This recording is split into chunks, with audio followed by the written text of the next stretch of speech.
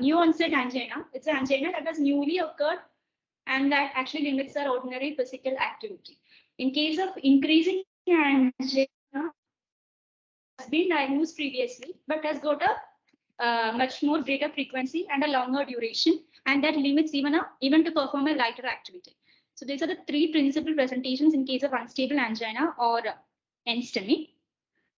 So now starting with the anatomy, the arterial supply.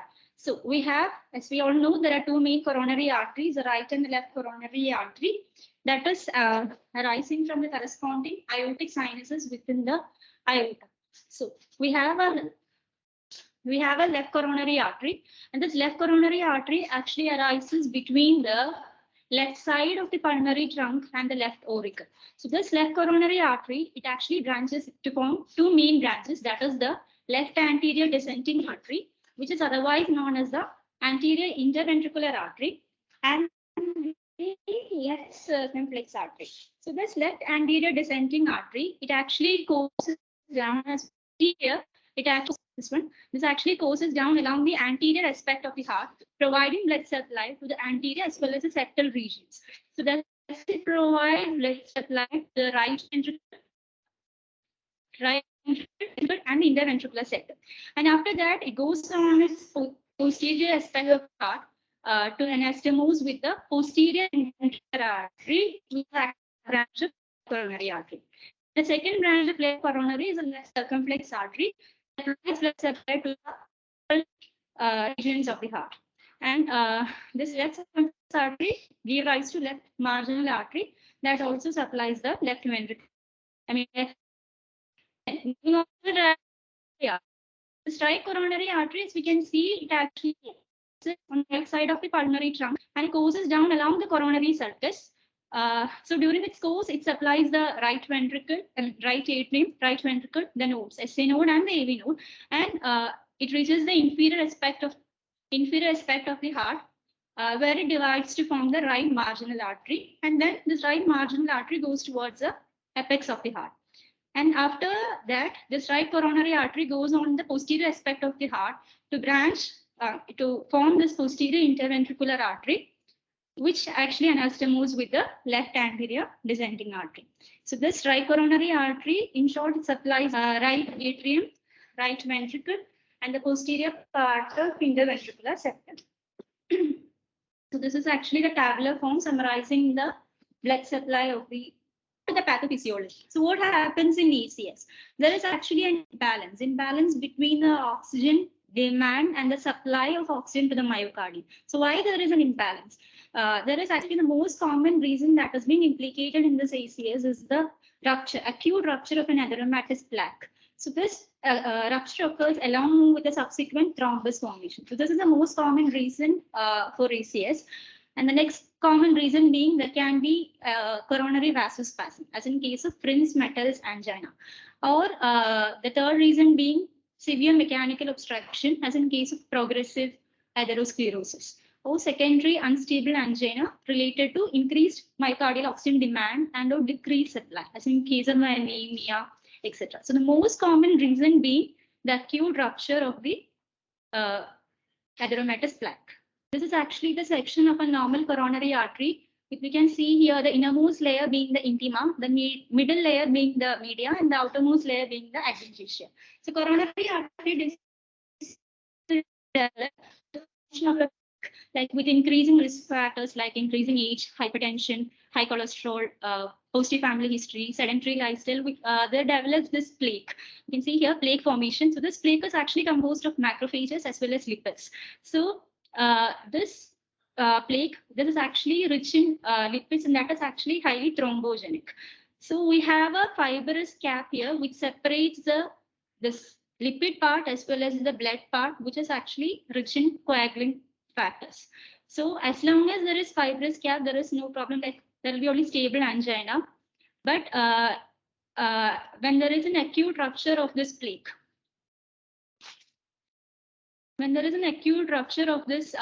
what happens? Actually, there is a cascade, like initiation of cascade of events, like there will be platelet activation, there will be activation of coagulation system, and there will be subsequent formation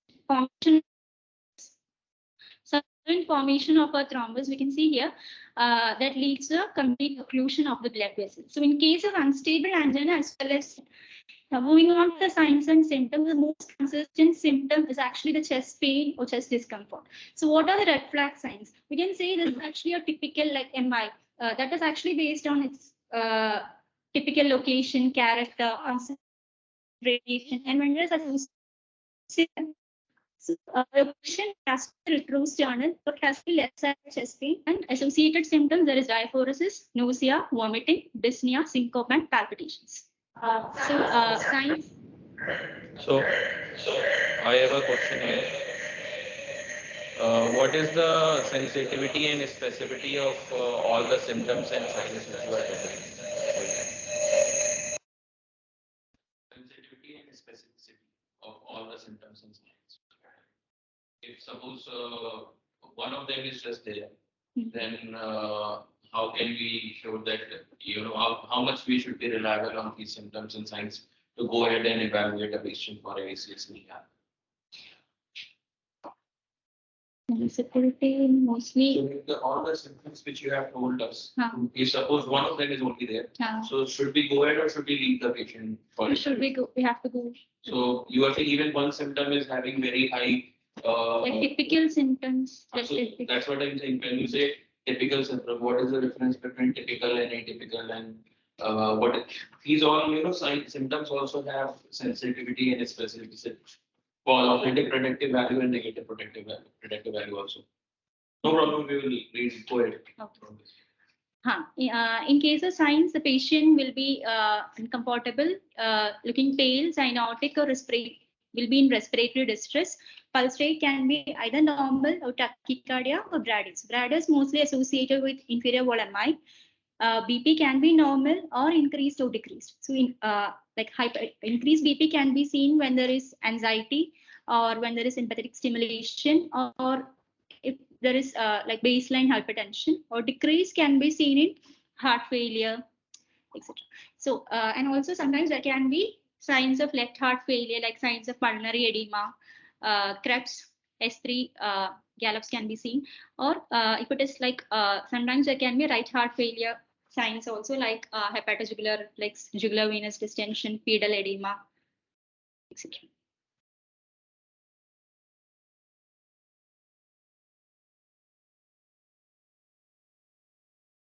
Now, moving on to the diagnosis of a patient present patient present with a history of chest pain. The first thing we have to do is we have to do a 12-lead ECG within 10 minutes of arrival to the hospital. And on ECG, if there is ST elevation along with the increased raised cardiomarkers, it can be STEMI, like it is STEMI. And if there is on ECG, there is no ST elevation along with the cardiac biomarkers are high, it is NSTEMI, or if it is normal, it's unstable angina. So, sir, over here in NSTEMI, if we don't have the markers, can we still call it NSTEMI if there is ECG? ECG is normal, but we have 2D echo changes. Any of the things in the ECG or enzyme changes or the echo changes that we have to. So, NSTEMI, there is the elevation. But troponin or CKMB is high. But I was reading somewhere even if troponin or CKMB is not available, but if you have a 2D echo changes with no ST elevation, you can still call it a criteria of NSTEMI. You don't put it in an unstable engine. No, instead of follow markers, initial phases में कई बार negative आ सकता है. उसमें ये सारा नहीं So there when echo is not available. If echo findings are there, then we'll call it unstable. Serial from इसलिए करते हैं, initial कई बार falsely negative आ सकते हैं.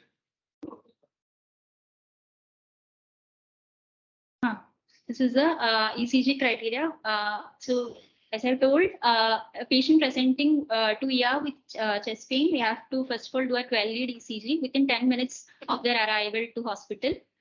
So, in case of like anterior MI, as we know, there can be ST segment elevation in anterior leads, which is V1 to V4.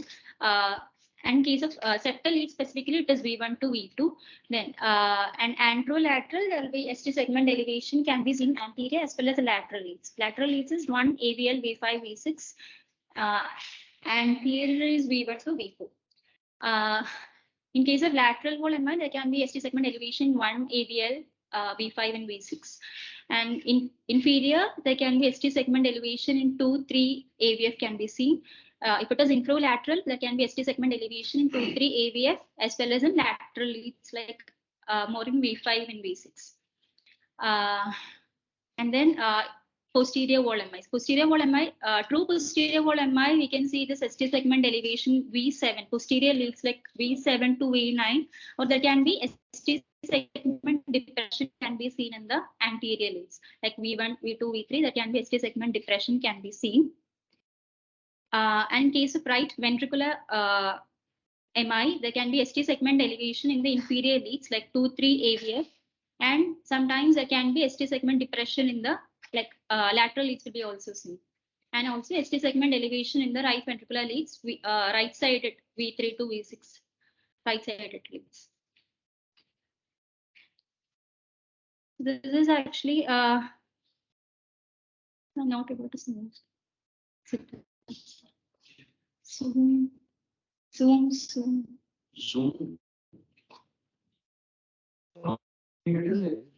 You move the arrow, it is. Okay.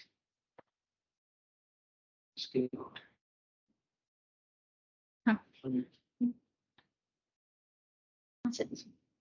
So in this ECG, so we can see here elevation in 2, 3 as well as AVF. Along with that, we can see here elevation in V6. So it's a inferior wall MI along with the lateral lead also. We can see here ST segment elevation. So it's actually an inferior lateral MI. So in case of inferior lateral MI, the most like culprit artery is the left circumflex coronary artery. And coronary artery occlusion. So there can be also seen this reciprocal changes can be seen in the this anterior leads like V1, V2, and V3. ST segment depression can be seen.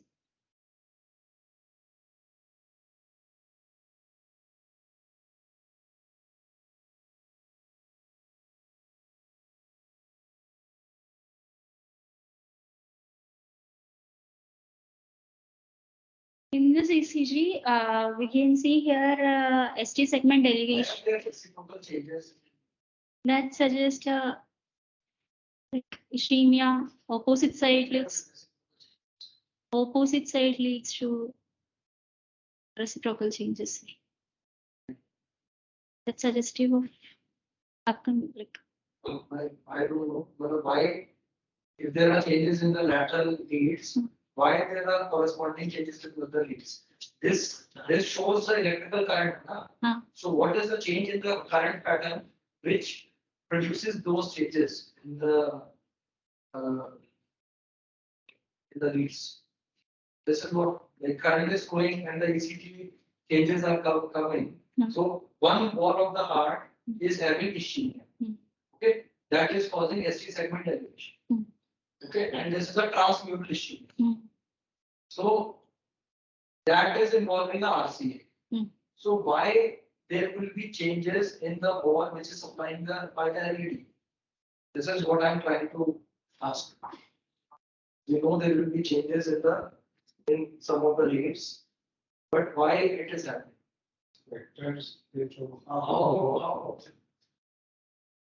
So just rewrite this question. Answer me why, what changes in the vector produces the changes. So this is the next ECG where we can see the ST segment elevation can be noted in AVR. Along with that, ST segment elevation can be seen in the V1, but that is not secret.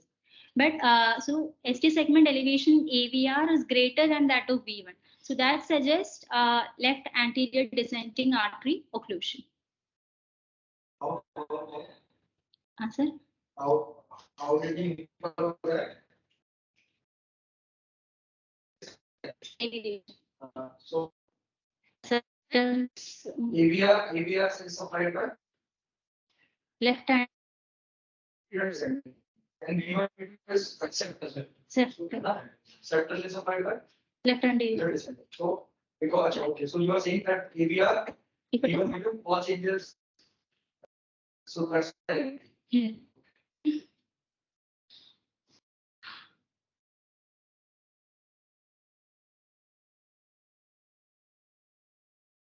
So in the ECG where we can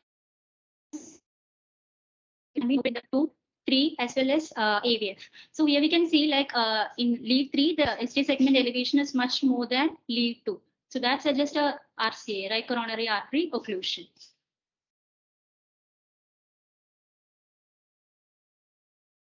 This is the table from Tintinelli. if the ST elevation would have been more than 2, Yeah. would the diagnosis be different? Like it will be थोड़ा ज़्यादा specific होता है right ventricular infarct के लिए। वैसे कुछ नहीं sir, criteria बैठती है ना, तो फिर 3 के लिए बहुत अच्छा है क्योंकि हर बार उसके वो right ventricular के लिए कराते भी ना सिर्फ BC भी नहीं कराना था, लेकिन जैसे 3 बार मोड होना, तो ऐसे केस में recommended है कि आप right side ECG क्योंकि कई बार निकलता right ventricular infarct है। अब जैसे सस्टेनी है तो उसमें जाएगा PCC उसके लिए, लेकिन ये है कि differential आपको होना है क्योंकि right ventricular में आपका इसके chances होने के साथ है ना सर। या इंफीरियर बॉलर की वजह से शॉक और उसके आपको ट्रीटमेंट प्लान चाहिए था, इसलिए अगर 3 वर्सेस 2 का है ना वो है 2 3 का इतना कुछ वो नहीं है।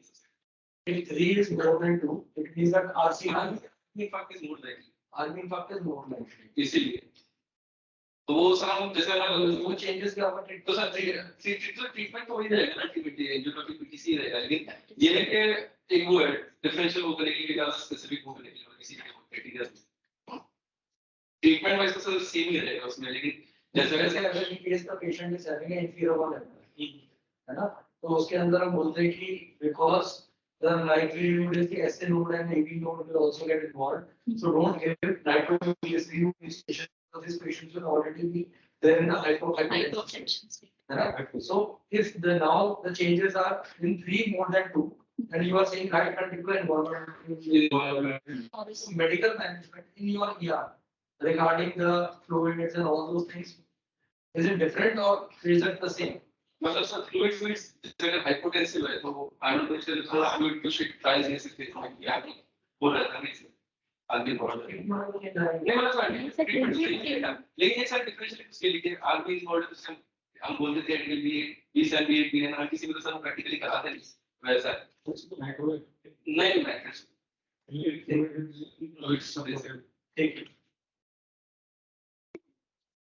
So this is both from Tintinelli. So I've told that inferior I have discussed, that is there will be ST segment elevation 2, 3 AVF. That can be ST segment like reciprocal changes can be like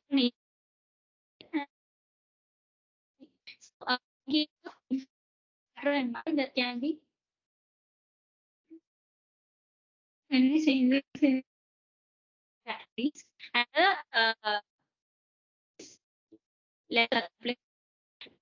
so in case of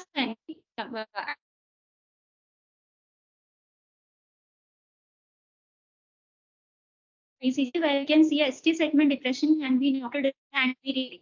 We do this elevation can be seen. Along with that, there is no corresponding changes can be noted in the inferior leads, like 2, 3, 8, there is no segment depression. So that is actually suggesting of a distal left anterior distal occlusion. If there are no corresponding changes in the inferior leads, it's distal left anterior distal.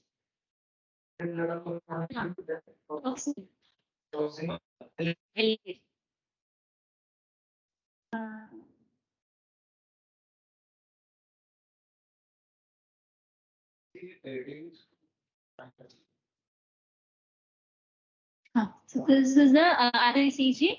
Again, we see the anterior STEMI ST segment elevation can be noted in V1, V2, V3, V4.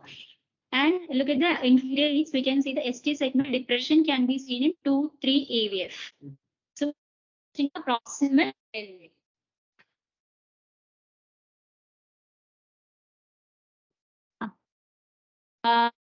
Here we can see this ST segment depression. ST segment depression can be noted in the anterior leads. So ST segment depression anterior leads of a posterior wall MI. So reciprocal changes. So we get posterior placement. So we can see the ST segment elevation. It's not so clear, but this ST segment elevation 7 to 9. So that forms the posterior wall MI. And in case of posterior inferior or the lateral wall MI. In this case, there is no changes in the inferior. So posterior wall MI is in the characteristic process. Which are blockage. Posterior wall, it can be right.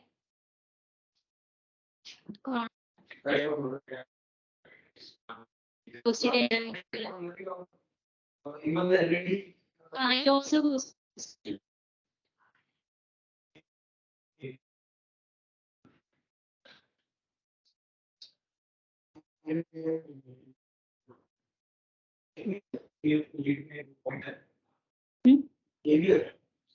Single leads usually is Continuous leads. continuous lead changes.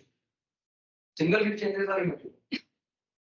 This is another ECG where we can see T wave abnormalities. T wave abnormalities can be noted here in V2, V3, V4 mainly. So this is actually a Wellen sign. Wellen sign means there is actually T wave abnormalities can be noted in the anterior leads, mainly V2, V3, V4. And this Wellen syndrome is usually associated with the critical stenosis of left anterior descending artery. So so this is a criteria for Wellen syndrome. That is, a patient will be having chest pain that is consistent with the unstable and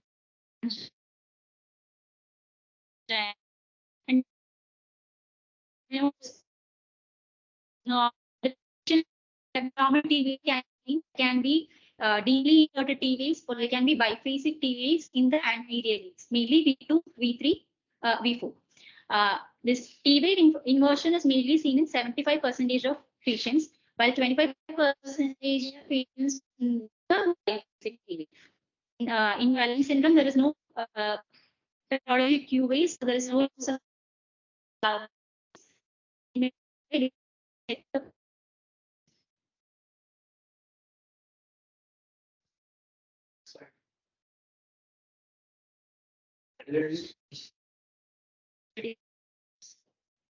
So this is the Starbuck criteria. Starbuck criteria the MI in a pre-existing LVB. So that is the first criteria being there should be concordant ST segment elevation that should be greater than 1 mm in leads with a positive QRS complex. And that is actually strongly suggesting of acute MI. And the second criteria being there should be concordant ST segment depression, and it should be also greater than 1 mm in leads with a negative QRS, mainly V1 to V3. Third criteria being there should be excessively discordant ST segment elevation that should be greater than 5 mm in leads with a negative QRS. And this criteria is now being modified with the first and second criteria being the same. And the third criteria it has been modified, like there should be the ratio of ST segment elevation by S wave. That ratio should be more than 25%. This is a modified Starbuck criteria to detect MI in left bundle branch block.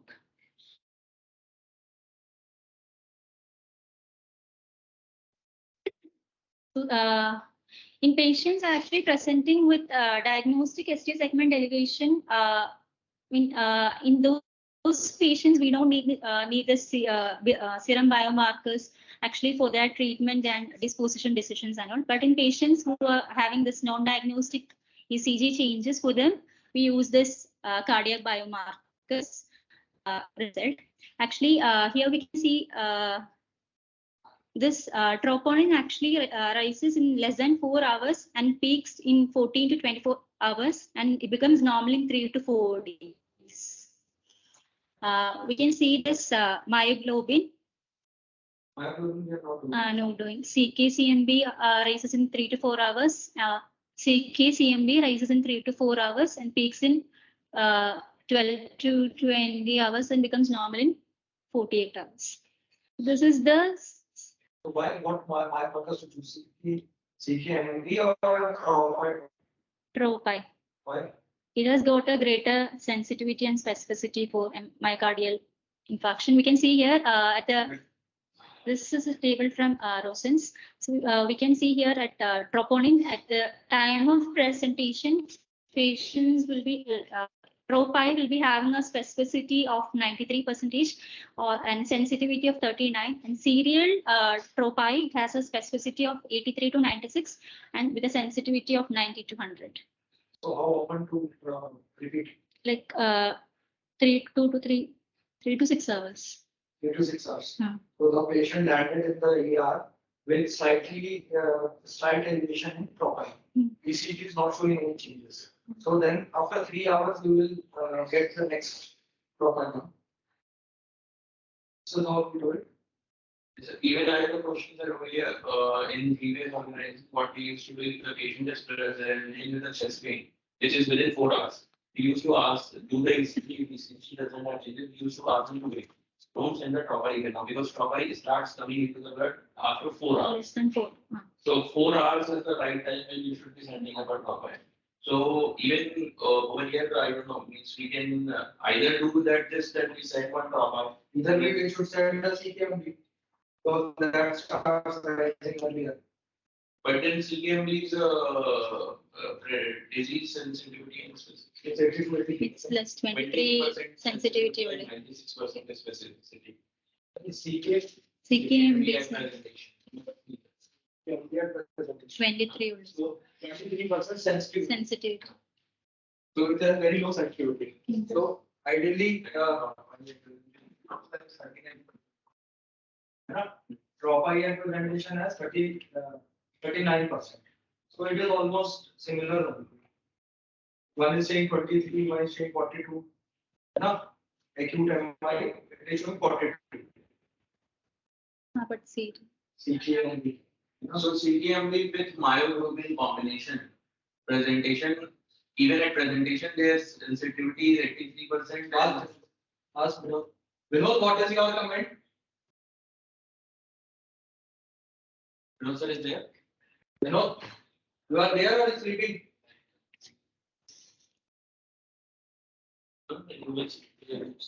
Wait. Ask anybody from the audience. All of them are sleeping.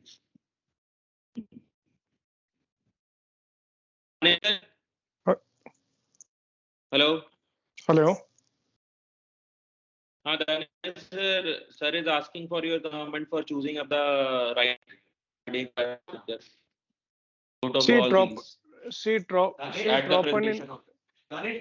We were discussing that the tropi start elevating after 4 hours. Right. Okay, so a patient who comes with 1 hour of chest pain and is not showing any ECG findings.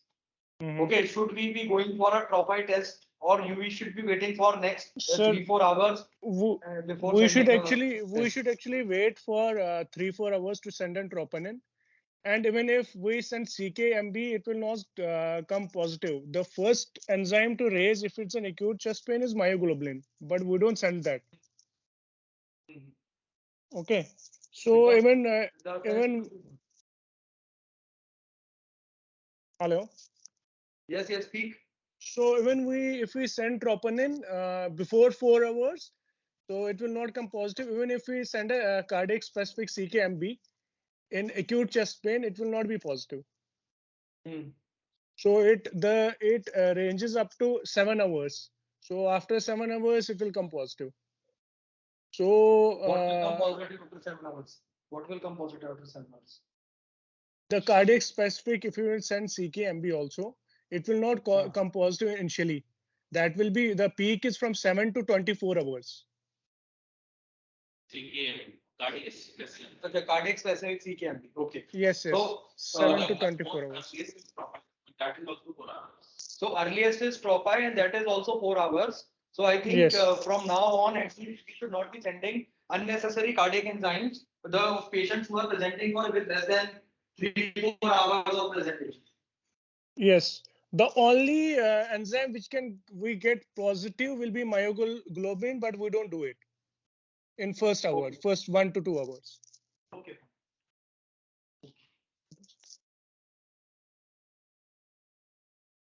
Resting echo. Resting echo, what is it is showing? Resting echo, it is showing that the sensitivity is high, 70-93%, and specificity is also high, 82 to 93%, and 87%. So I think if a patient with chest pain comes, we can get a ECG along with resting echo instead of sending the enzyme, because they are costly also. Enzyme is costing 3,000-4,000 rupees and is also late to rise. So if we have to rule out, we can go for a ECG with echocardiography, and that will make a good diagnosis. Sir, actually, echocardiography comes into the heart scope for initial evaluation of the patient. And echocardiogram, second challenge that we need a person who can do the echocardiography. So always for in ER evaluation, once you have these patients who is high on risk factor, then we do what we ask them to wait. Because generally, any chest pain patient doesn't come within 5 minutes. They come after 1 hour or 2 hours. So we have to make them wait only for next 2 hours. So if we have a proper conversation and let them know that why we are asking them to keep on wait, because even if we keep them in ER on a 2 hours wait, it doesn't gonna increase their charges. So this is what I am saying, ki if the patient is coming with 1 to 2 hours of symptoms, it is better if we should come.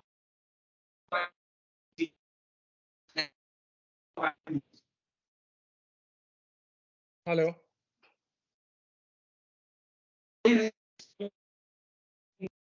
Hello. Okay, proceed. Yeah. Sir, in this we You have, want to say anything? yes, sir. In this, if we apply hard score or TIMI score for MI, for example, there is no confusion with the NSTEMI, I guess. Okay, NSTEMI we always get in 2D echo done. We can see an residual wall motion abnormality. So the case is with the chest pain, which does not will get a troponin and 2D echo, 2D echo. And for example, even if troponin is not positive, and it's a recently we can evaluate on the 2D echo anyways. And the thing is that if we don't get anything in the ECG, we apply hard score or a TIMI score, and we have all the comorbidities, all the factors which come in the hard score either or in the TIMI score. We always have to do an serial ECGs. Okay, we also have to observe the patient or admit the patient, and after 4 hours we have to send serial markers as well and serial ECGs. We cannot actually, if any of the scores is positive, actually we cannot send patient home according to the scores. But how frequently to repeat the ECG and how frequently to repeat the cardiac markers? Cardiac markers and ECG is every 2 hours and cardiac markers is every 4 hours.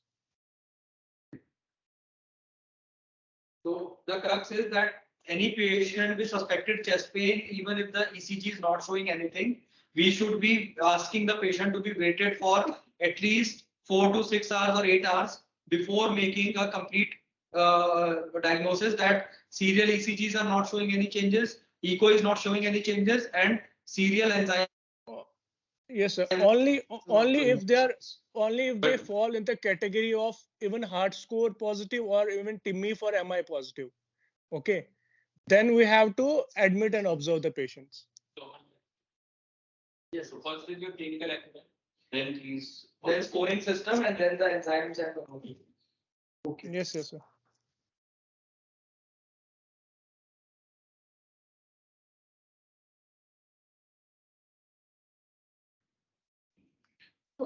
Uh,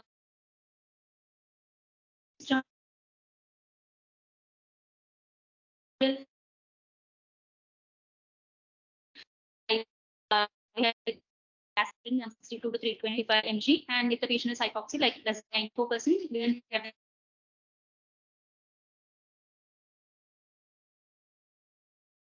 Next. this is actually based on history, physical examination, ECG. We can categorized into NSTEMI and STEMI. So both, like in case of STEMI and NSTEMI, we provide them with the initial treatment, antiplatelets, antithrombins, nitrates, beta blockers. And according to Asia guidelines, if the patient is like still having like refractory symptoms, or the patient is hemodynamically or electrically unstable, so according to AHA guidelines, early invasive therapy like PCI can be given, considered in case of NSTEMI patients also. What are the GP2B3A inhibitors you know of? Abiximab, eptifibatide, therapy. So those IV agents are also available in India. So we can combine these and we can keep them in the ER. Okay. And antifibrillatives are already using. The and in the early intervention, considering hydrochloride or with patients. Patients still in refractory. Considering this.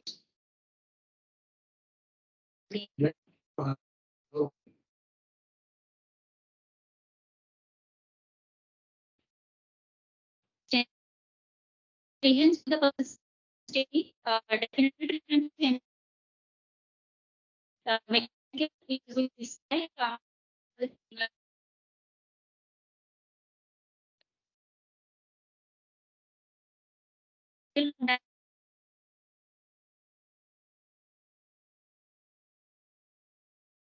hospital, it should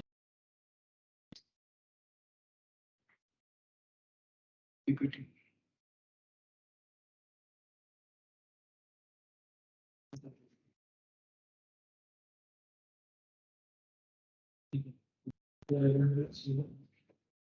So, according to AHA guidelines, the first medical contact to balloon time with the PC, if it is a PCI capable hospital, it should be 90 minutes. And if it is not a PCI capable hospital, it should be 120 minutes. And first medical contact to needle time, it is 30 minutes.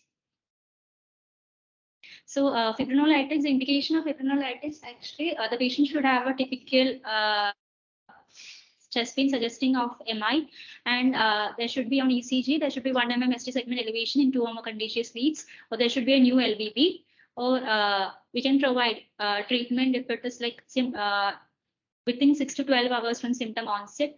And if you're not able to do PCI within 120 minutes, not possible, or if there is no contraindications, we can proceed with fibrinolitis. Absence of contraindication, PCI within 120 not possible. ECG changes are there and STEMI within 6 to 12 hours. So these are the contraindications again from Pinganelli.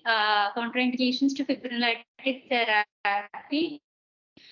Few contraindications being the most one being any prior therapy, any hemorrhage, or non-structural vascular lesion, non-intracranial neoplasm, ischemic stroke in 3 months, or active internal bleeding, suspected aortic dissection.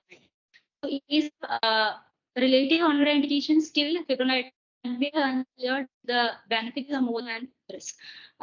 In case of relative contraindication, there is uncontrolled BP, if it is greater than 180/100, history of chronic severe, poorly controlled hypertension, or history of how do you remember what happens if the patient has a ischemic stroke within past 3 months and you give a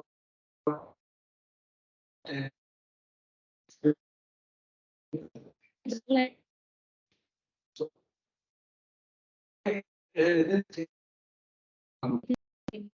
if the patient is having a ischemic stroke 6 months, there's a chance that the bleeding is not there. If it is it's a relative contraindication. No, it is absolute absolute. Ischemic stroke within 3 months.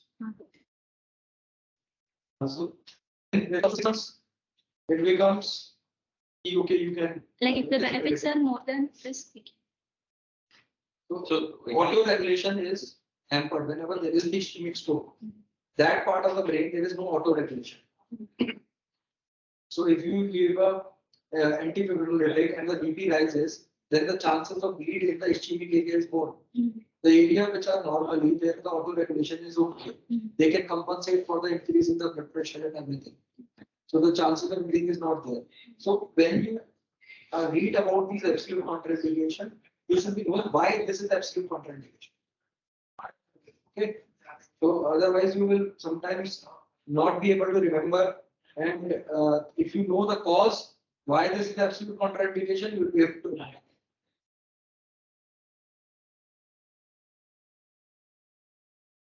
And after administration of fibrinolytics STEMI, we have to monitor the patient's 90 minutes and we have to look for the signs and symptoms of reperfusion. The patient is still having like hemodynamic electrical instability, they should be considered for PCI within 6 hours. So the drugs that is actually used is tenecteplase, streptokinase, and streptase. But can you tell me the dosage of a patient tenecteplase? Sir, if we are going according to the weight, the patient is less than 60 kg, 13 grams. It's not clear, but if it is between 60 to 78, it is 15, greater than 70 but less than 80. Okay. And we it's actually more preferred than already since it's fibrin infected. Usually one tenecteplase virus how much milligrams?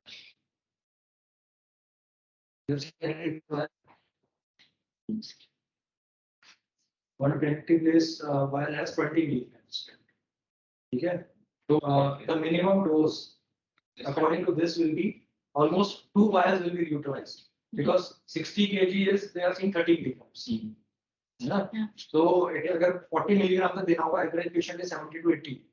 So at least 2 vials of tenecteplase you have to give. है ना? But in case of upper dose भी चाहिए उसका upper dose नहीं, this diagram is showing that 70 to 80 milligram, 40 milligram of tenecteplase. This is absolute values is irrespective of the point, like weight. Like in stroke we are giving 0.2 to 0.4.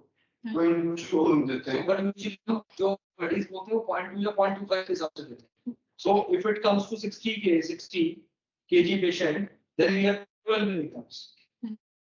ना?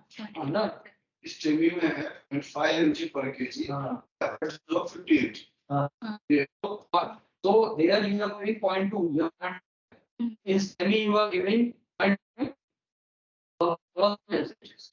Same company embolism also you are giving back 0.6. Okay. The maximum dose being 50. In MI is 50 mg और in stroke अगर 0.25 से ले लो 25 mg, 0.2 से ले लो तो 20 mg. Recommended 0.25 mg है, इन लोग 0.2 mg.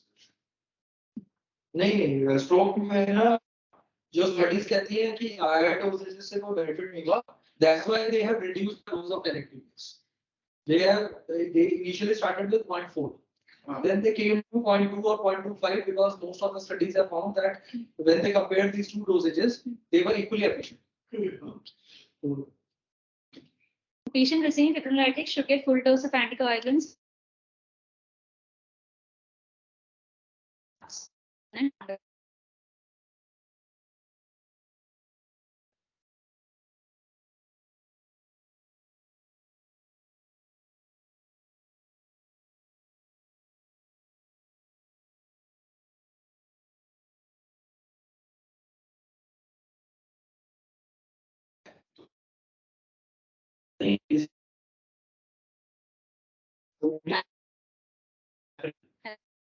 We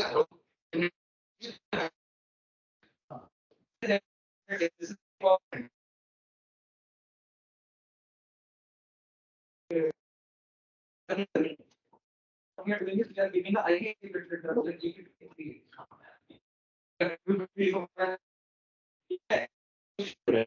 like and all the drugs are to be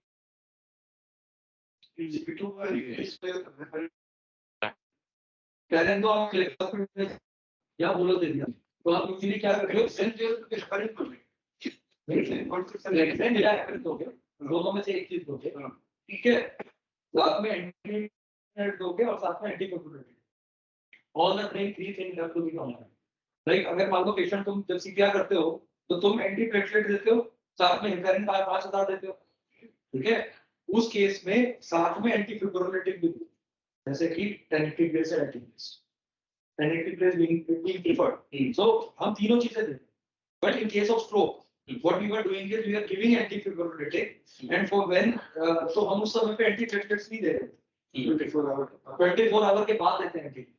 Okay. So there is some difference in both the things. Although they both are ischemic problems, but उसके अंदर हम antiplatelet 24 घंटे के बाद start करते हैं. Stroke में. स्ट्रोक में. लेकिन इसके अंदर हम एंटीप्लेटलेट से लोडिंग करते हैं, साथ में उसको हेपेरिन भी देते हैं, साथ में उसे एंटीफिब्रिलेटिव भी देते हैं, and that too in a higher doses. Okay. Short क्या है, अगर स्टेमी है तो तुमको जैसे कि ब्रिलिंटा दो, इकोस्प्रिन दो, टोल वाली, ठीक है, टेनिक्लिप्रेस को तुमने डोज दे दिया, उसका या तो हेपेरिन का 5000 या क्लिप्सिन का 0.6 पीडी चलता है, इट्स नॉट थेराप्यूटिक. 0.4 भी नहीं है. तो मेरा मतलब बस ये है कि दोनों इश्केमिक प्रॉब्लम्स हैं, लेकिन दोनों के मैनेजमेंट में डिफरेंस है. एग्रेसिव जाता है. तो सर एमआई में अगर हम ये देना तो एक का टेनिक्लिप्रेस दे दिया हमने. Ganesh, you want to say something? I have to say something. Sir, Antiplatelet. Okay, Dr. Danish, you go ahead. नहीं मैम आप बोलो ठीक. मैं बोल रही हूँ कि antiplatelet because this discussion happened before also. So actually antiplatelet they give before MI just to soften that plaque because they have to do the angiography and they have to slide the stent. So they actually giving these loading dose softens that plaque और वो उनका angiography में it is feasible for them, but that is not there in stroke. So इस वजह से stroke में they start later, but MI में पहले देने का reason was this.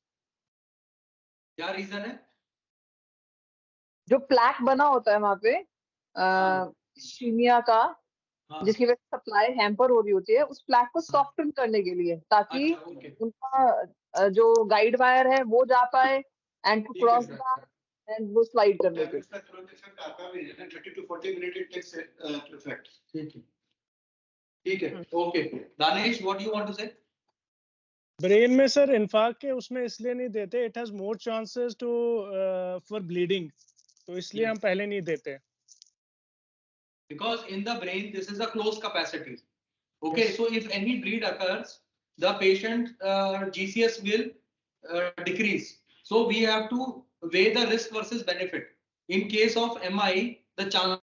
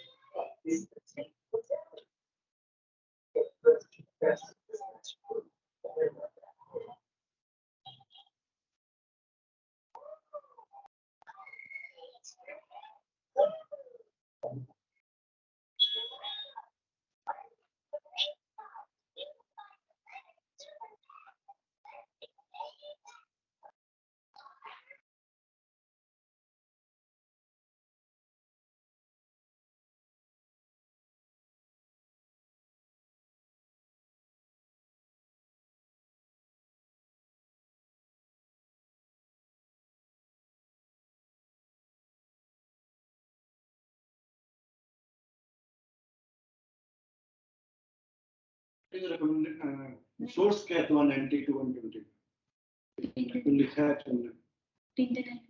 I mean, HA guidelines. HA to 90. But it is not a PCI. PCI hospital में जिसमें होता है 90 मिनट्स है, PCI हॉस्पिटल नहीं है, तो तुम वहाँ ट्रांसफर करने. तो आधा घंटा तुम्हें ट्रांसफर करने का टाइम है. लेकिन मेडिकल अटैक मतलब क्या ये वाला चेक हाँ हो गया सर, स्टार्ट हो गया. स्क्रीन शेयर हो रहा है. तो उसके पास फैसिलिटी नहीं है.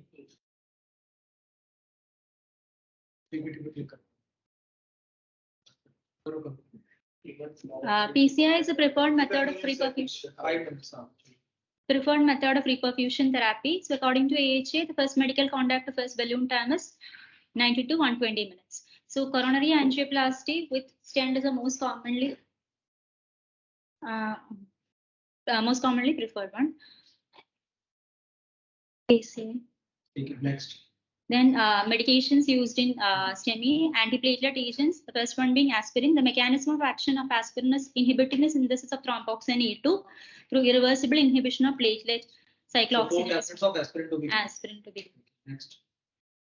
Then adenosine diphosphate receptor antagonist. The first one being prasugrel. It's irreversible potent platelet receptor antagonist. Loading dose being 60 mg.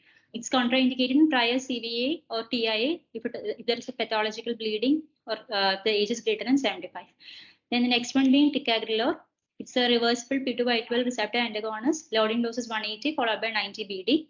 Contraindicated in bleeding if there is a history of ICH and patients were planning to go to see. One tablet of ticagrelor कितने milligram? 9. 9 2 tablets of ticagrelor. So why we are combining 2 antiplatelet drugs? Why one antiplatelet drug is not sufficient? Dual antiplatelet therapy. Why? So that So it different inhibits the platelet mechanism. receptors on which they are working. So Aspirin is the whole mode of action will be different and So outcome. the chances of inhibiting the platelet activation will be increasing. best when we combine 2 Dual drugs with different actions. We are combining aspirin, clopidogrel. So it's a P12Y12 receptor blocker. So addition to aspirin, antithrombotic agents improves the cardiovascular outcomes in patients receiving fibrinolytic therapy for STEMI. So So 4 tablets of aspirin, 4 tablets of clopidogrel, 2 tablets of ticagrelor. ticagrelor. Any of the 2 can be combined. You are mentioning loading dose 600? In patients prior to PCI. 600 or 300? We are loading 300. 300. But in Tindanal it is written 600. 600. If the patients are going to PCI 600, then If patient are like More- going to PCI 600 mg. Danish or Rinki, we are loading with 300, it is written 600. they are or not. They have You left. are 600. It is 300 ecosprin, 600 clopidogrel, and atorva 80. And But clopid for the either time we are can giving clopidogrel only or 4 tablets of clopidogrel 300 milligram we are loading. basically clopidogrel comes in 75 mg strength. So that's why we take like either 75 mg or 150 mg. If you're taking 150 mg, so it is 4 tablets. Okay. No, so ma'am, in loading dose, if we are giving clopid, we are supposed to give 8 tablets then. There 75 is, tablets. I'll tell you one thing. It is half loading and full loading. Half loading we do when we deal with an NSTEMI patient who are not taken up for an CAG right now. So there, उसमें half loading करते हैं. There we give ecosprin 150, 300 clopidogrel and 48 orva. When it is a full loading, the patient is going for stenting. It is 300, 600, 80. So clopidogrel comes in 75 strength or 150 strength. So usually what they do is 150 into 4 is 600. So 4 tablets 150 की देते हैं clopidogrel की. So patients who are planned for PCI, we have to do full loading, and patients who are not planned for PCI and are relatively NSTEMI patients, half loading should be done. Half loading is done, yes. And one thing which our cardiologist used to follow was above 60. They used to give, even if they are taking NSTEMI, if they are dealing with NSTEMI, they were giving 75, 75, 20. Because So they less feel on like dosage when it is more than 60 years, still a half, still 1/4. they are 75, 75, 20, which we need to discuss with Dr. Sanjeev Gera sir here itself एक बारी. Because वहाँ पे 60 के above, I used to give 75, 75, 20 only. तो यहाँ पे एक बारी सर से भी डिस्कस करना है because So I asked as them of now, as per Tintinali, half loading and full loading in PCI patients, half loading in rest of the patients. yes. Okay. And I just want to say कि जो dual antiplatelet we were talking about, dual antiplatelets is like ecosprin and clopidogrel. So इसमें दोनों का mechanism of action is फर्क. उसका ecosprin का तो हमारा pathway ही फर्क है. That is acting on your Cyclooxygenase. factor वाला जो उस पे act कर रहा है वो तो. Cyclooxygenase. हाँ, and it is acting on the platelet. So dual is one is working on the platelet. मतलब basically if you talk about the plaque, which is consist of fibrins जो हमारा क्लॉटिंग फैक्टर्स है, and another is the platelet. So दो हम जब देते हैं तो वो एक काम करता है प्लेटलेट की एग्रीगेशन को वहां पे नहीं होने देता, दूसरा काम करता है जो हमारा क्लॉट है उसको बनने में, मतलब उसको डिसॉल्व करता है. तो dual anti platelet is a kind of a misnomer. दोनों दवाइयां अलग काम कर रही हैं, एक कोएगुलेशन कैस्केड पे काम कर रहा है और एक सिर्फ इंडिविजुअली प्लेटलेट पे काम कर रही है. Both are working as antiplatelet drugs. It is not working on coagulation cascade. Coagulation cascade is totally different. नहीं तो इकोस्प्रिन पे काम करता है. Ecosprin is working on cyclooxygenase. It is a cyclooxygenase inhibitor. It is stopping the platelet activation. Okay. So because there is a ADP receptor AD. So some are working on ADP antagonists. Some are P2 Y12 receptor blockers. So we are combining these two. By these means, by giving two sorts of drugs, we are making sure that platelet activation and the deposition is inhibited. Okay, if we give one drug, maybe the patient is resistant to one of the antiplatelet drugs. So antiplatelet drug resistance is also a big problem. So if you keep the patient on only aspirin post PCI, okay, the chances of stent thrombosis are more. So this is a completely different topic. We will discuss in next thing. Okay. So why we are combining? I will tell you later. Okay. At present, we are taking it ke Ecosprin and Discopril. So both the we are just using because ticagrelor the action is very fast as compared to clopidogrel. Okay, so we are combining ticagrelor because the action is faster. It comes within few minutes. Clopidogrel takes some time for the action to start. Okay. How can we choose between clopid and ticagrelor? Ticagrelor is the choice at present. Okay, but both of them have, as per studies, both of them have similar efficacy. Okay. So suppose if you have ticagrelor, go for ticagrelor. Go for ticagrelor. No age issue. No age issue. Then glycoprotein 2B3 inhibitors, that is abixizumab, eftifibatide, and tirofiban. Abcizumab, it has a irreversible binding, while other two has reversible binding. And it has risk factors like there will be significant bleeding, and according to AHA guidelines, it is actually given unstable angina or NSTEMI patients who are treated with this invasive strategy. Treated with invasive strategy. Like in unstable patients and unstable patients who are planned for PCI. Those patients we have to give GP2B3. Then moving on to antithrombins. Antithrombins, the first one is unfractionated heparin, the dose being bolus of 60 to 70 units per kilogram, followed by infusion of 12 to 15 units per kilogram per hour. So we can just remember 5,000 followed by 1,000 units per hour, titrated to APTT of 50 to 70. 50 to 70. Okay, so normal APTT is 30 to 35, twice the normal APTT we have to maintain. Okay. Enoxaparin, we are giving 1 milligram per kg, so 60 milligram is equal to 0.6. Okay, so 0.6 12 hourly. Therapeutic dose of low molecular weight is always BD. Prophylactic dose is OD. Okay, and not to be given when creatinine clearance is less than 30. Okay. Fondaparinux is 2.5 mg sub-Q QID. Regular loading, I don't think we have. It's not used. Fondaparinux we have. Enoxaparin though we have, and it is easier to administer. Fractionated heparin, it is used in combination with aspirin and ACS. It has got a poor bioavailability, and frequent monitoring of APTT levels also required to ensure a therapeutic level.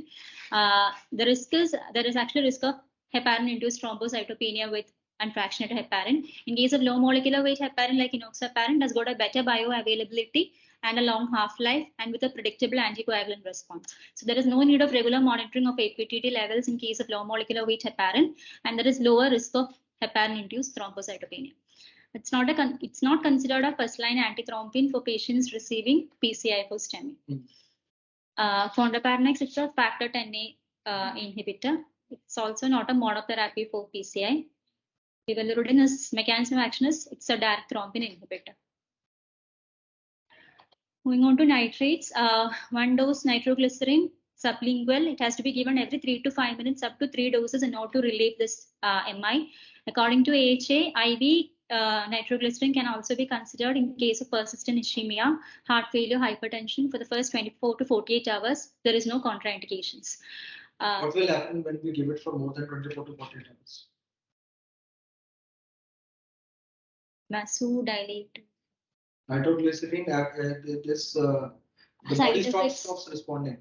There is tachyphylaxis with NTG. Tachycardia, hypertension. So you have read about tachyphylaxis, no?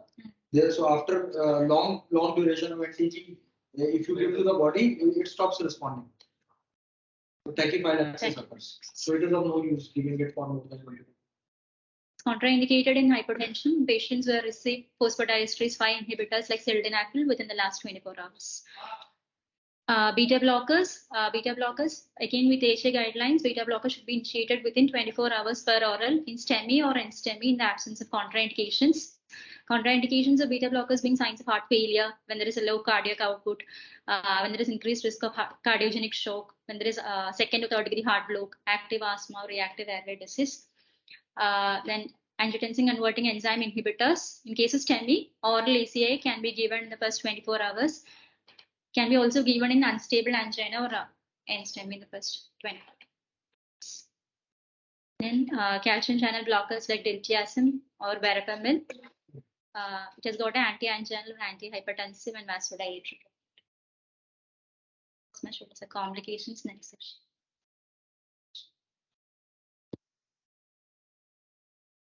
Let's stop the recording. Okay, Rinki and Danish, thanks for joining. Okay, over from now. Any questions we can discuss later on? Any question you want to ask?